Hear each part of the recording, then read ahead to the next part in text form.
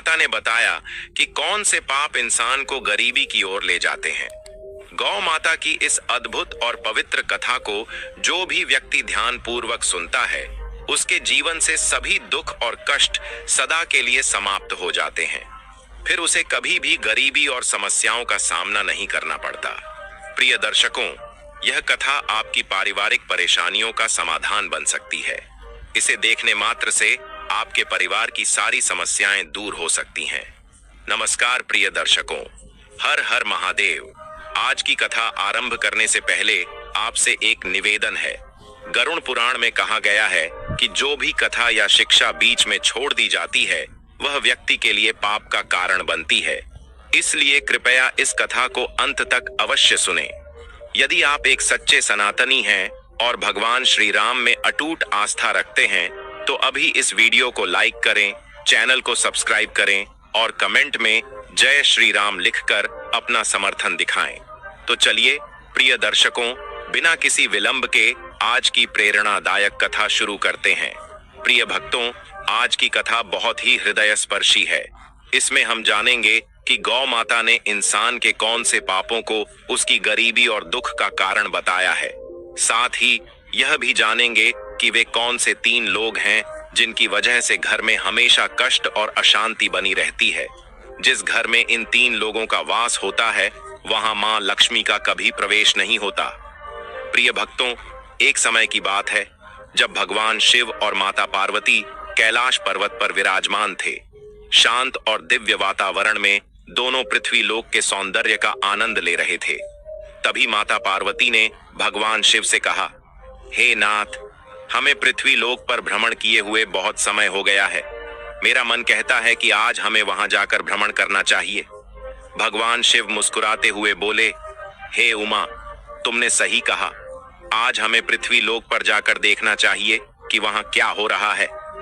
यह कहकर भगवान शिव और माता पार्वती पृथ्वी लोक पर प्रकट हुए और एक सुंदर बगीचे में एक विशाल वृक्ष की छाया में बैठ गए। वहां चारों ओर हरी भरी घास फैली हुई थी और कई गायें उस घास को चर रही थीं। तभी उनमें से एक गौ माता भगवान शिव और माता पार्वती के पास आकर खड़ी हो गई। गौ माता ने विनम्रता से झुककर कहा, हे देव, आपके दर्शन पाकर मैं धन्य हो गई। मेरे मन में एक प्रश्न है जिसका उत्तर मुझे अब तक किसी भी संत या ज्ञानी से नहीं मिल सका। कृपया मेरे इस प्रश्न का उत्तर दें। भगवान शिव ने गौ माता से कहा, पूछो गौ माता, तुम्हारे मन में क्या प्रश्न है। गौ माता ने कहा, हे प्रभु, इंसान को किस पाप के कारण गरीबी का सामना करना पड़ता है, और वे 3 लोग कौन हैं जिनके प्रभाव से घर का सर्वनाश हो जाता है। क्या मनुष्य को केवल उसके भाग्य के कारण अमीरी या गरीबी मिलती है। भगवान शिव मुस्कुराते हुए बोले, हे गौ माता, तुम्हारा प्रश्न अत्यंत महत्वपूर्ण है और मैं तुम्हें इसका उत्तर अवश्य दूंगा। यह पूर्ण सत्य नहीं है कि केवल भाग्य ही इंसान की गरीबी और अमीरी का कारण होता है। इसके पीछे कुछ अन्य कारण भी होते हैं। गौ माता ने कहा, हे प्रभु, कृपया मुझे विस्तार से समझाएं। तब भगवान शिव ने कहा, हे गौ माता, मैं तुम्हारे इस प्रश्न का उत्तर एक कथा के माध्यम से दूंगा, जिससे तुम्हें सब कुछ स्पष्ट हो जाएगा। भगवान शिव ने कथा सुनाना प्रारंभ किया। यह प्राचीन काल की बात है। अवंतीपुर नामक एक नगर था, जहां एक परोपकारी और विनम्र स्वभाव वाला व्यापारी रहता था। उसके 2 बेटे थे, जो अपने पिता की तरह ही ईमानदार और दयालु थे।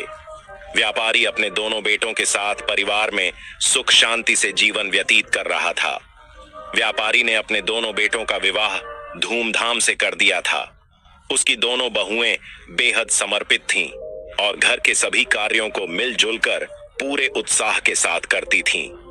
दोस्तों, जब व्यापारी की छोटी बहू घर में आई, तो ऐसा लगा जैसे उनके घर में स्वयं माता लक्ष्मी ने प्रवेश कर लिया हो। उसके आने के बाद व्यापारी के व्यापार में 2 गुना लाभ होने लगा। उनके घर में कभी धन या अन्न की कमी नहीं होती थी।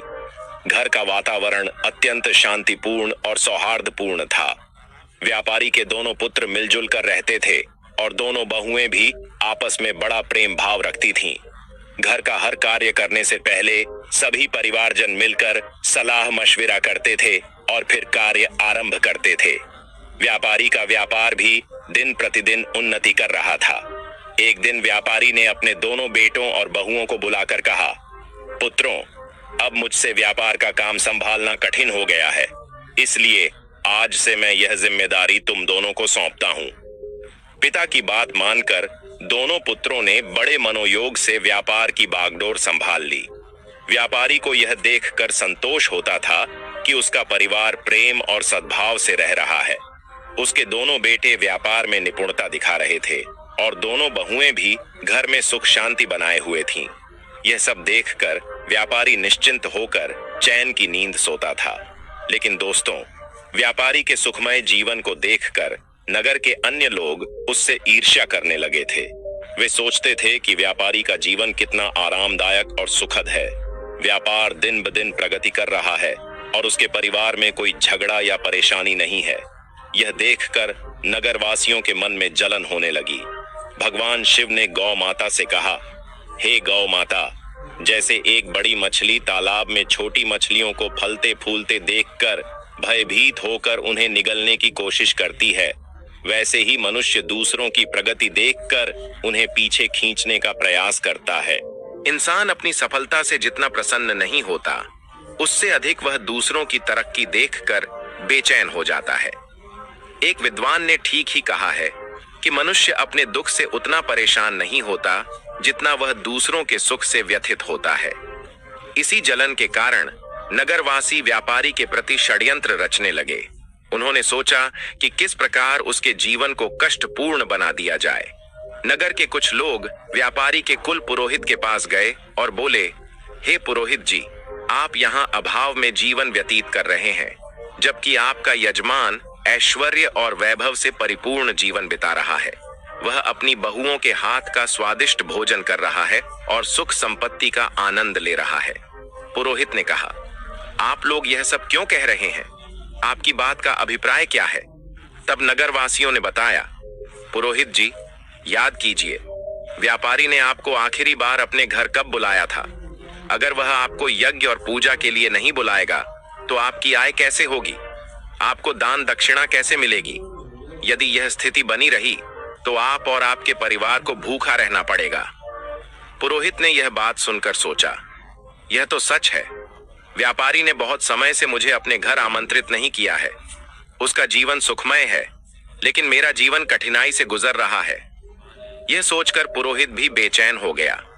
नगरवासियों ने पुरोहित से कहा, अगर आप चाहते हैं कि आपका जीवन सुखद बने और आपको दान दक्षिणा मिले, तो आपको ऐसा उपाय करना होगा जिससे आपके यजमान के घर में कुछ कठिनाइयां आएं। जब उसके घर में अशांति होगी, तभी वह आपसे समाधान मांगने आएगा और आपको हवन पूजन के लिए बुलाएगा। इतना कहकर नगरवासी पुरोहित को भड़काकर अपने अपने घर चले गए। नगरवासियों की बातों से प्रभावित होकर वह पुरोहित चिंता में डूब गया और सोचने लगा, अब मैं ऐसा क्या उपाय करूं जिससे व्यापारी के घर में कलह और उसके व्यापार में हानि होने लगे। तभी वह पुरोहित अपने गुरु के पास सलाह लेने गया और उनसे कहा, हे गुरुदेव, कृपया मेरी सहायता करें। यदि आप मेरी मदद नहीं करेंगे तो मेरा परिवार भूखों मर जाएगा। जैसे एक मछली का जीवन तालाब के पानी पर निर्भर करता है, वैसे ही पुरोहितों और पंडितों का जीवन उनके यजमानों पर आधारित होता है। यदि यजमान के घर में कोई समस्या नहीं होगी और वे हमें पूजा पाठ के लिए नहीं बुलाएंगे तो हमारा गुजारा कैसे होगा? हम धन कैसे अर्जित करेंगे? गुरु ने उसकी समस्या सुनकर कहा, हे शिष्य, चिंता मत करो। मुझे बताओ कि तुम्हारी समस्या क्या है, मैं अवश्य इसका समाधान करूंगा। पुरोहित ने उत्तर दिया, हे गुरुदेव, मैं चाहता हूं कि व्यापारी के जीवन में कुछ समस्याएं आएं, उसके घर में कलह हो और उसके व्यापार में हानि हो, तभी वह मुझे अपने घर पूजा पाठ के लिए बुलाएगा। गुरु ने ध्यान पूर्वक सुनकर कहा, हे शिष्य, व्यापारी के सुखद जीवन का मुख्य कारण उसकी छोटी बहू है। वह भगवान विष्णु और माता लक्ष्मी की नित्य पूजा करती है, जिसके कारण उनके घर पर दिव्य कृपा बनी हुई है। जब से वह बहू इस घर में आई है, तब से व्यापारी का जीवन धन धान्य से परिपूर्ण और सुखमय हो गया है। ऐसी धार्मिक और गुणवान स्त्री जिस घर में होती है, वहां कभी अभाव नहीं होता। यह सुनकर पुरोहित ने कहा, हे गुरुदेव, यदि ऐसा है तो क्या कोई उपाय है जिससे व्यापारी के घर में अशांति और व्यापार में हानि हो सके? गुरु ने कहा, तुम चिंता मत करो, तुम्हें बस एक सरल उपाय करना है। व्यापारी के घर जाओ और उससे एक पीतल का लोटा मांग लो। उस लोटे को अपने घर ले जाकर रख लेना। जब तुम ऐसा करोगे तो कुछ ही समय में व्यापारी के व्यापार में हानि होने लगेगी और उसके घर में कलह शुरू हो जाएगी। उसके बेटे आपस में झगड़ने लगेंगे और उसके जीवन में कष्ट बढ़ जाएंगे। तब वह तुम्हें अपने घर पूजा पाठ के लिए बुलाएगा। गुरु की सलाह सुनने के बाद पुरोहित ने उनका धन्यवाद किया और अपने घर लौट आया। अगले दिन सुबह स्नान ध्यान करने के बाद वह व्यापारी के घर पहुंचा। व्यापारी उस समय आराम कर रहा था। पुरोहित की आवाज सुनकर वह बाहर आया और अपने कुल पुरोहित को देखकर अत्यंत प्रसन्न हुआ। उसने उनका स्वागत किया और कहा, आइए पुरोहित जी, इतने दिनों बाद आपके दर्शन हुए हैं। सब कुशल मंगल है ना? पुरोहित ने जवाब दिया, सब ठीक है, बस इधर से गुजर रहा था तो सोचा कि आपसे मिल लूं। फिर वह अपनी मीठी बातों में व्यापारी को फंसाने लगा। कुछ देर बाद उसने कहा, व्यापारी जी, मुझे थोड़ा पानी दीजिए। व्यापारी पानी लाने के लिए जाने लगा। तभी पुरोहित ने कहा, पानी पीतल के लोटे में लाइए। व्यापारी मुस्कुराते हुए बोला, जैसा आप कहें पुरोहित जी। इतना कहकर व्यापारी अंदर चला गया। इधर उसकी छोटी बहू, जो अत्यंत चतुर और समझदार थी, वास्तुशास्त्र का थोड़ा ज्ञान भी रखती थी, जब उसने देखा कि व्यापारी पीतल का लोटा लेकर जा रहा है तो तुरंत उसके पास आई और कहा, पिताजी, यह लोटा थोड़ी देर के लिए मुझे दे दीजिए, मैं इसे जल्दी ही लौटा दूंगी। व्यापारी ने सहर्ष लोटा उसे दे दिया। छोटी बहू ने उस लोटे का पानी निकालकर अपनी गौ माता को पिला दिया और फिर उसमें नया पानी भरकर लौटा वापस ससुर को दे दिया। व्यापारी ने वह पानी पुरोहित को दिया। पानी पीने के बाद पुरोहित ने कहा, व्यापारी जी, यह पीतल का लोटा बहुत अच्छा है, क्या आप इसे मुझे दे सकते हैं? व्यापारी हंसते हुए बोला, पुरोहित जी, यह तो बहुत छोटी बात है, आप इसे अपने साथ ले जाइए। पुरोहित मन ही मन प्रसन्न हुआ और सोचने लगा, आज मैंने व्यापारी के सुख चयन पर प्रहार कर दिया है, अब उसके घर की खुशियां समाप्त हो जाएंगी। पुरोहित लौटा लेकर अपने घर लौट आया और उसे एक कोने में रखकर सोचने लगा, अब कुछ ही दिनों में व्यापारी मुझे बुलाएगा, उसके घर में कलह मचेगा और व्यापार में नुकसान होगा। तब मैं पूजा पाठ करके उससे अच्छी दक्षिणा प्राप्त करूंगा। इन ख्यालों से पुरोहित बेहद प्रसन्न था और बेसब्री से इंतजार करने लगा कि व्यापारी कब उसे बुलाता है। दिन बीतते गए, लेकिन 20 दिनों के बाद भी व्यापारी की ओर से कोई बुलावा नहीं आया। पुरोहित थककर पुनः अपने गुरु के पास गया और बोला, हे गुरुदेव, मैंने आपके निर्देशानुसार व्यापारी से पीतल का लोटा मांग लिया था, लेकिन अब 20 दिन बीत चुके हैं और व्यापारी के जीवन में कोई समस्या नहीं आई है। वह तो पहले की तरह सुख शांति के साथ अपना जीवन व्यतीत कर रहा है। गुरु ने यह सुनकर अपनी दिव्य दृष्टि का उपयोग किया और आंखें बंद करके स्थिति का अवलोकन किया। फिर उन्होंने कहा, हे शिष्य, मैंने पहले ही तुम्हें बताया था कि व्यापारी की छोटी बहू बहुत चतुर और समझदार है, उसे वास्तुशास्त्र का ज्ञान है। जब व्यापारी तुम्हारे लिए पानी लेकर आ रहा था, उसी समय उसकी छोटी बहू ने वह लोटा अपने ससुर से लिया और उसमें का पानी गौ माता को पिला दिया। इसी कारण से व्यापारी के घर की सुख समृद्धि वहीं बनी रही और तुम्हारा षड्यंत्र विफल हो गया। गुरु ने आगे कहा, लेकिन चिंता मत करो, मैं तुम्हारे लिए एक और उपाय बताता हूँ। अब तुम व्यापारी के घर जाकर उसकी गौ माता मांग लो। हिंदू धर्म में गौ माता को मां लक्ष्मी का स्वरूप माना गया है। जिस घर में गौ माता का निवास होता है, वहां हमेशा सुख और समृद्धि रहती है। जैसे ही तुम व्यापारी की गौ माता को अपने घर लेकर आओगे, उसके घर में दुख और अशांति आने लगेगी। गुरु की बात सुनकर पुरोहित फिर से उत्साहित हो गया। उसने गुरु का धन्यवाद किया और घर लौटकर अगले दिन का इंतजार करने लगा। वह सोचने लगा, कल सुबह होते ही मैं व्यापारी के घर जाऊंगा और उसकी गौ माता मांग लूंगा, फिर देखता हूं कि व्यापारी कैसे सुखी रहता है। अगले दिन सुबह सुबह स्नान करने के बाद पुरोहित सीधे व्यापारी के घर पहुंच गया। व्यापारी ने दरवाजा खोला और अपने कुल पुरोहित को देखकर प्रसन्नता से उनका स्वागत किया। वह उन्हें अंदर लेकर गया और स्वादिष्ट भोजन परोसा। भोजन के बाद व्यापारी ने पूछा, पुरोहित जी, आज आपके आगमन का क्या कारण है? सब कुशल तो है? पुरोहित ने दुख भरे शब्दों में कहा, व्यापारी जी, इस समय मैं बहुत कठिनाई में हूं। मेरे घर की गौ माता ने दूध देना बंद कर दिया है और मेरे छोटे बच्चे को दूध की अत्यंत आवश्यकता है। उसकी उम्र ऐसी है कि बिना दूध के वह जीवित नहीं रह सकता। इसीलिए मैं आपसे मदद मांगने आया हूं। अगर आप मुझे अपनी गौ माता दे दें तो यह आपका बहुत बड़ा उपकार होगा। पुरोहित की करुणा भरी बातें सुनकर व्यापारी सोचने लगा, यह हमारे कुल पुरोहित हैं। इनकी सहायता करना एक पुण्य का कार्य होगा। गौदान से मुझे बड़ा फल मिलेगा। ऐसा विचार कर व्यापारी ने कहा, पुरोहित जी, आप चिंता न करें, मैं आपको गौ माता दे देता हूं। व्यापारी गौ माता को लेने के लिए जाने लगा। जैसे ही वह गौ माता को लेकर पुरोहित की ओर बढ़ा, उसकी छोटी बहू तेजी से वहां आई और ससुर को रोकते हुए बोली, पिताजी, यह गौ माता कहां ले जा रहे हैं?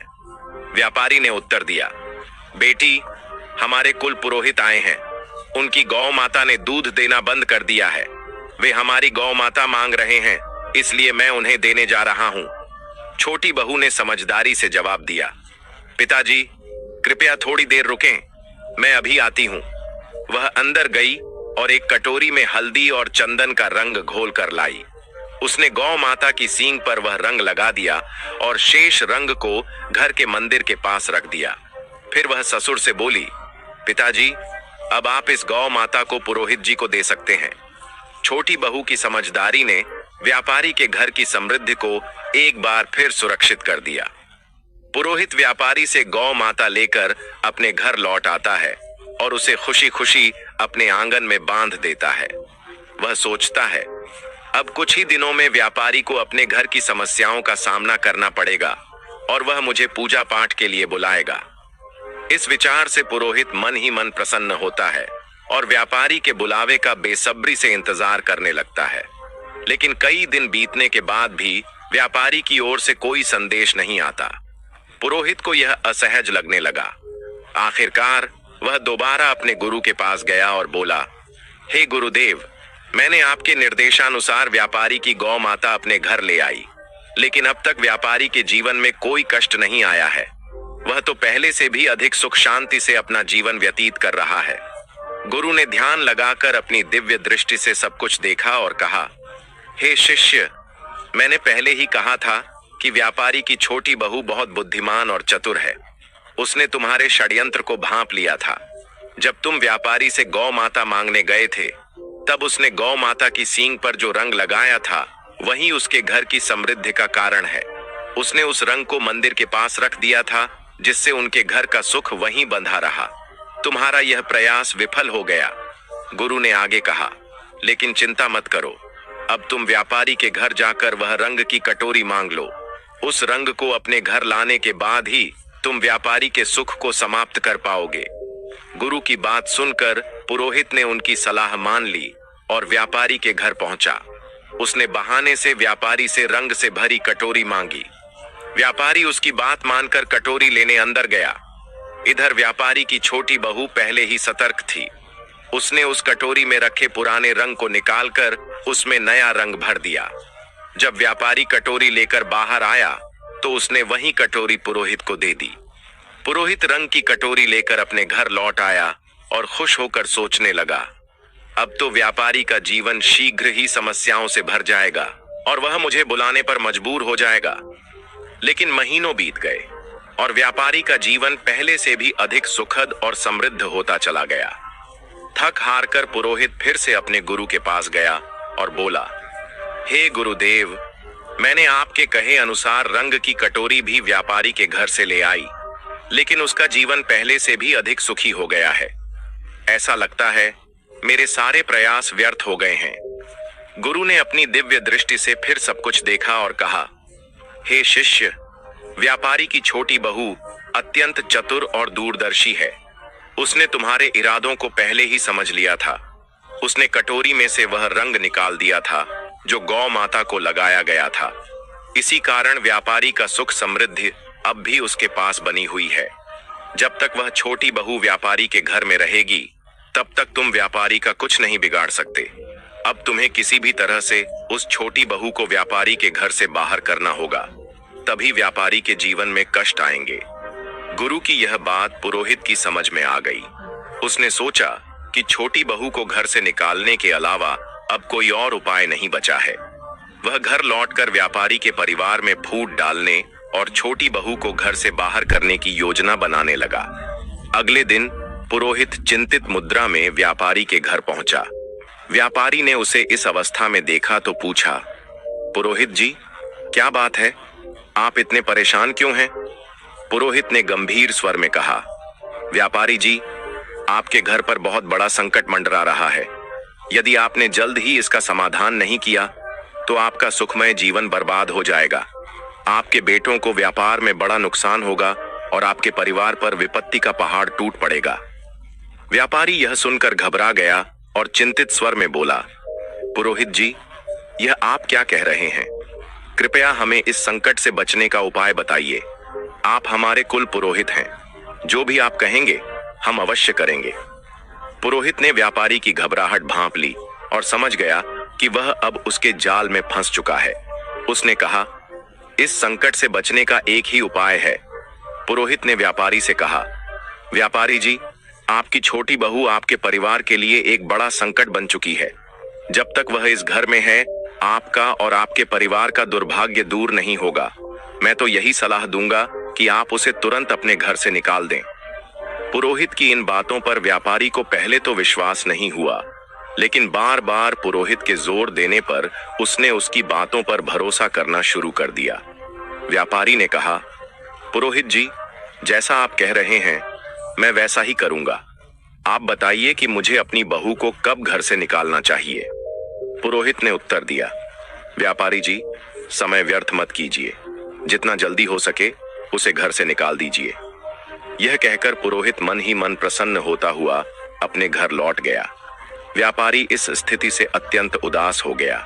वह सोचने लगा, मेरी छोटी बहू तो बहुत ही अच्छे स्वभाव की है। वह न केवल मेरी सेवा करती है बल्कि पूरे परिवार का भी ख्याल रखती है। मैं उसे कैसे घर से निकाल सकता हूँ? लेकिन फिर वह विचार करने लगा, यदि वह परिवार के लिए संकट है तो मुझे इस कठोर निर्णय को लेना ही होगा, क्योंकि मैं अपने परिवार को किसी विपत्ति में नहीं डाल सकता। यह सोचकर व्यापारी अपनी छोटी बहू के पास गया और दुखी मन से बोला, बहू, मुझे बहुत दुख है, लेकिन तुम्हें इस घर को आज ही छोड़ना होगा। तुम्हारे कारण हमारे परिवार पर बड़ी विपत्ति आने वाली है। ससुर की बात सुनकर बहू स्तब्ध रह गई, लेकिन वह तुरंत समझ गई कि यह सब दुष्ट पुरोहित की साजिश है। उसने नम्रता से कहा, ठीक है पिताजी, यदि यही आपकी इच्छा है तो मैं इस घर को छोड़ देती हूँ। जब व्यापारी का छोटा बेटा यह सब देखता है तो वह भी गुस्से और दुख से भर जाता है। उसने अपने पिता से कहा, पिताजी, यदि मेरी पत्नी को इस घर में जगह नहीं मिल सकती तो मैं भी इस घर में नहीं रह सकता। मैं अपनी पत्नी के साथ चला जाऊंगा। छोटा बेटा और उसकी पत्नी घर छोड़कर शहर चले गए। वहां उन्होंने एक छोटे से किराए के मकान में रहना शुरू कर दिया। व्यापारी का छोटा बेटा अत्यंत मेहनती और ईमानदार था। कुछ समय बाद उसने शहर में अपना छोटा सा व्यापार शुरू किया, जो उसकी लगन और ईमानदारी के कारण तेजी से बढ़ने लगा। धीरे धीरे वे संपन्न हो गए और उन्होंने शहर में अपना खुद का घर खरीद लिया। इधर व्यापारी का घर पुरोहित की चालों के कारण बर्बादी की कगार पर आ गया। घर में हर दिन झगड़े और कलह होने लगे। व्यापारी का बड़ा बेटा, जो पहले व्यापार में मन लगाता था, बुरी संगति में फंस गया। वह बेवजह धन उड़ा रहा था और दिन रात आवारागर्दी करता था। पुरोहित पूजा पाठ के बहाने व्यापारी से लगातार धन लेता रहा और धीरे धीरे व्यापारी की सारी जमा पूंजी समाप्त हो गई। व्यापार भी पूरी तरह से बंद हो गया। अब तो स्थिति यह हो गई कि घर में खाने पीने का भी अभाव हो गया। नगरवासी व्यापारी की दुर्दशा देखकर हंसते और ताने मारते। उसकी दशा का मजाक उड़ाया जाता।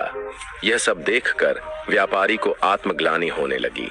उसने सोचा, मेरी जिंदगी अब किसी काम की नहीं रही। आत्महत्या के अलावा मेरे पास और कोई रास्ता नहीं बचा। इस विचार के साथ वह नदी की ओर बढ़ चला, लेकिन रास्ते में उसकी भेंट एक तेजस्वी संत से हुई। संत के मुख पर दिव्य तेज था, माथे पर चंदन का टीका था और उनके लंबे केश उन्हें अद्वितीय बनाते थे। संत को देखकर व्यापारी ने उन्हें प्रणाम किया और उदास होकर आगे बढ़ने लगा। संत ने कहा, हे पुत्र, ठहरो, तुम्हें इतनी चिंता क्यों हो रही है? क्या बात है? व्यापारी ने रुककर संत के समक्ष अपना पूरा हाल सुना दिया। उसकी बातें सुनकर संत ने तुरंत स्थिति को समझ लिया। संत बोले, हे पुत्र, तुम्हारे जीवन में सभी परेशानियां उसी दिन से शुरू हुईं जब तुमने अपनी छोटी बहू को घर से निकाला। संत महात्मा ने व्यापारी से कहा, हे पुत्र, तुम्हारे घर में यह संकट उसी दिन से शुरू हुआ जब तुमने अपनी छोटी बहू को घर से निकाला। वह साक्षात माता लक्ष्मी का स्वरूप है। उसकी भगवान के प्रति निष्ठा और नित्य पूजा पाठ के कारण तुम्हारे घर में सुख समृद्धि थी। संत की बातें सुनकर व्यापारी को अपनी भूल का एहसास हुआ। वह तुरंत शहर गया और अपने छोटे पुत्र के घर पहुंचकर अपनी बहू के समक्ष हाथ जोड़कर क्षमा मांगते हुए बोला, बहू, मुझे माफ कर दो। मैंने उस दुष्ट पुरोहित की बातों में आकर तुम्हें घर से निकाल दिया, लेकिन सच्चाई यह है कि तुम हमारे परिवार की लक्ष्मी हो। जब तक तुम घर में थीं, सुख और शांति बनी रही, लेकिन तुम्हारे जाने के बाद से हमारा घर क्लेश और दुखों से घिर गया है। हमारा व्यापार पूरी तरह से ठप हो चुका है। ससुर की यह बात सुनकर छोटी बहू ने विनम्रता से कहा, पिताजी, आप चिंता न करें, मैं तुरंत घर लौटती हूँ। यह घर भी मेरा है और वह घर भी मेरा ही है। मैं पहले ही समझ चुकी थी कि पुरोहित ने हमें बाहर करने के लिए षड्यंत्र रचा था। फिर वह ससुर और अपने पति के साथ खुशी खुशी घर लौट आई। मित्रों, इस संसार में कई लोग होते हैं जो दूसरों की खुशियों से जलते हैं और उन्हें बर्बाद करने का प्रयास करते हैं, लेकिन यह हम पर निर्भर करता है कि हम किसकी बातों पर भरोसा करते हैं और कैसे निर्णय लेते हैं। यदि हम गलत लोगों की बातों में आकर अपने ही परिवार को तोड़ेंगे तो निश्चित रूप से हमारा घर बर्बाद हो जाएगा और हमारी स्थिति दयनीय हो जाएगी। छोटी बहू के घर लौटने के कुछ ही दिनों बाद व्यापारी का व्यापार फिर से चलने लगा। उसका परिवार एक बार फिर सुख शांति से भर गया। घर में खुशियां लौट आईं और व्यापारी ने समझ लिया कि एकता और सही निर्णय ही परिवार की नींव को मजबूत रखते हैं। भगवान शिव ने गौ माता से कहा, हे गौ माता, मैं तुम्हें एक महत्वपूर्ण बात बताने जा रहा हूं। ध्यान से सुनो। जिस घर में इन 3 प्रकार के लोगों की बात मानी जाती है, उस घर का नाश सुनिश्चित है। गौ माता ने पूछा, हे प्रभु, वे 3 लोग कौन हैं? भगवान शिव ने कहा, पहला, जिस घर में अहंकारी और दुष्ट स्वभाव वाले व्यक्ति की बात सुनी जाती है, वहां निश्चित रूप से विनाश होता है। दूसरा, जिस घर में लालची, कुटिल और अनैतिक आचरण वाली स्त्री का प्रभाव हो, वहां धन कभी नहीं टिकता और वह घर सदैव दरिद्र रहता है। माता लक्ष्मी ऐसे घर में प्रवेश नहीं करती। तीसरा, जिस घर में बाहरी व्यक्तियों की बातों को अधिक महत्व दिया जाता है और उनके कहे अनुसार घर चलता है, वह घर भी बर्बाद हो जाता है। भगवान शिव ने आगे कहा, हे गौ माता, तुम्हारा दूसरा प्रश्न था कि मनुष्य किस पाप के कारण गरीब या अमीर बनता है। तो सुनो, गीता में भगवान श्री कृष्ण ने कहा है कि मनुष्य को कभी भी अपने विवेक, परिश्रम, बुद्धि और उद्यम पर संदेह नहीं करना चाहिए। उसे सदैव सत्य और धर्म के मार्ग पर चलते हुए निरंतर कर्म करना चाहिए। जो व्यक्ति अपने आप पर संदेह करता है और असत्य का साथ देता है, वह कभी भी सफलता प्राप्त नहीं कर सकता। गरीबी और अमीरी जीवन की धुरी है। जो मनुष्य निरंतर प्रयास करता है और अपने कर्मों पर विश्वास रखता है, वह निश्चित रूप से गरीबी के दलदल से बाहर निकल आता है। गौ माता ने यह सुनकर कहा, हे प्रभु, आपके मुख से यह कथा सुनकर मैं धन्य हो गई। प्रिय भक्तों, यह कथा हमें सिखाती है कि सच्चाई, ईमानदारी और विवेक का अनुसरण करना ही जीवन की सच्ची सफलता का मार्ग है। इस कथा के बारे में आपकी क्या राय है? कृपया अपनी अमूल्य टिप्पणियां हमें कमेंट बॉक्स में जरूर लिखें। हमें आशा है कि इस कथा ने